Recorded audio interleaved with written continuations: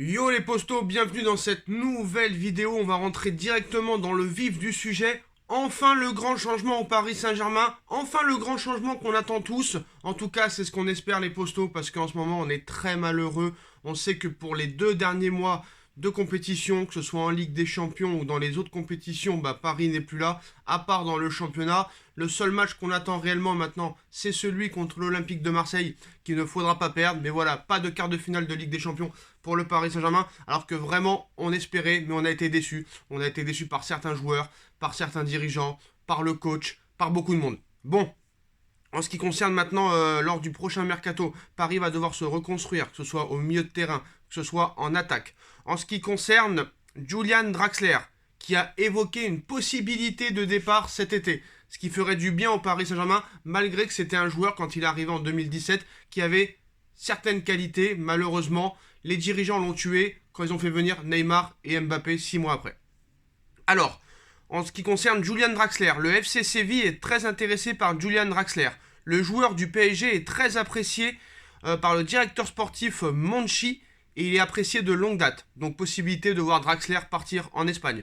En ce qui concerne Ángel Di María, il va bien quitter le Paris Saint-Germain. Aucune offre du PSG pour prolonger le contrat d'Ángel Di María expirant le 30 juin prochain. Ángel Di María, merci pour ce que tu as fait de ton mieux, mais maintenant il faut passer à autre chose, définitivement.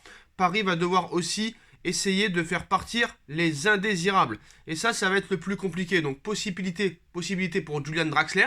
Faut pas oublier que Rafinha va revenir. Et pour moi, Rafinha n'était pas le pire milieu de terrain du Paris Saint-Germain, mais Pochettino n'en voulait pas.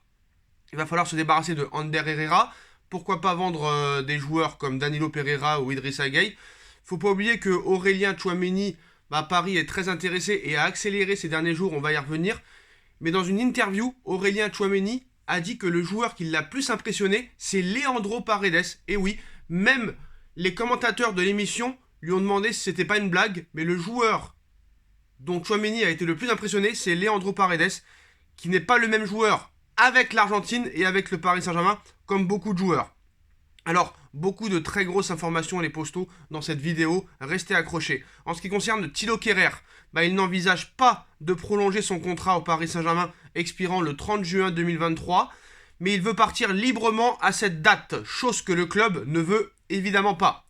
Comme par hasard, Sergio Ramos est disponible pour la compétition, alors qu'on l'attendait vraiment dans des moments un peu plus importants, mais voilà, une fois que le PSG n'a plus rien à jouer, Ramos est disponible. Et avec la poisse qu'a le Paris Saint-Germain, je suis sûr que Ramos va enchaîner les matchs les uns après les autres. Ça, c'est sûr et certain. Bon, les postos. En ce qui concerne le milieu de terrain, là, c'est très intéressant avant de passer aux deux grosses informations de la vidéo. Le PSG s'est activé avec une très grande force lors des derniers jours pour tenter de recruter Aurélien Tchouaméni. Et ce alors que Paul Pogba est toujours une option en plus de Tchouaméni. Le Real Madrid est dans la course pour Tchouaméni. L'option de la Première Ligue semble presque exclue. Donc ce sera soit le Paris Saint-Germain, soit le Real Madrid pour Aurélien Tchouaméni, qui pour moi est un milieu de terrain complet et l'avenir du football à ce poste-là, honnêtement.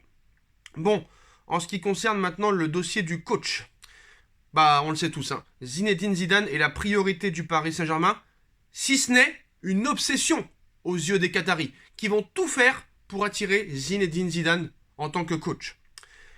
Les avenirs de Maurizio Pochettino et de Leonardo sont pour l'instant en suspens. Nasser Al-Khelaifi, quant à lui, a toujours le soutien total du Qatar. Bon, en ce qui concerne Nasser, je pense que Nasser restera à vie président du Paris Saint-Germain, à moins qu'il se passe certaines choses, on va dire juridiquement, pour Nasser. Parce qu'on vous rappelle qu'il a des problèmes, il a été condamné avec 28 mois de prison. On verra cette affaire.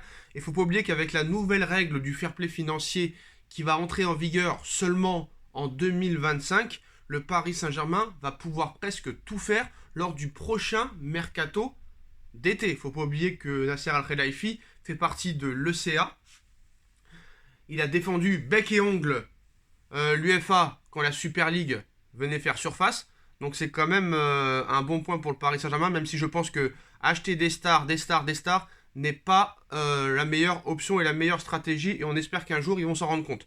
Alors, Christopher Nkunku est l'une des cibles de Zinedine Zidane s'il vient au Paris Saint-Germain pour remplacer Mauricio Pochettino. C'est une information Marca confirmée par Bild.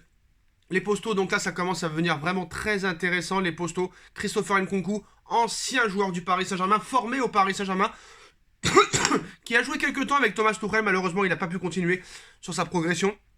Il fait une saison assez extraordinaire. Donc voilà, ça prouve bien que Zidane déjà est en train de travailler sur le prochain mercato. Est-ce que ça veut dire qu'il sera coach du Paris Saint-Germain? Je ne vois pas d'autres coachs qui pourraient venir à part Zidane. Je vous le dis honnêtement. Donc, Christopher Nkunku est l'une des cibles de Zidane s'il vient au PSG pour remplacer Pochettino. Le Bayern de Munich est aussi intéressé par l'ancien parisien. Le Red Bull Leipzig aimerait le prolonger en incluant une clause libératoire. Donc voilà, Paris qui veut faire peut-être revenir les anciens. Ça pourrait être aussi une bonne solution, comme Moïse Kean aussi, pourquoi pas Moussa Diaby. C'est comme ça qu'il fallait faire depuis le début.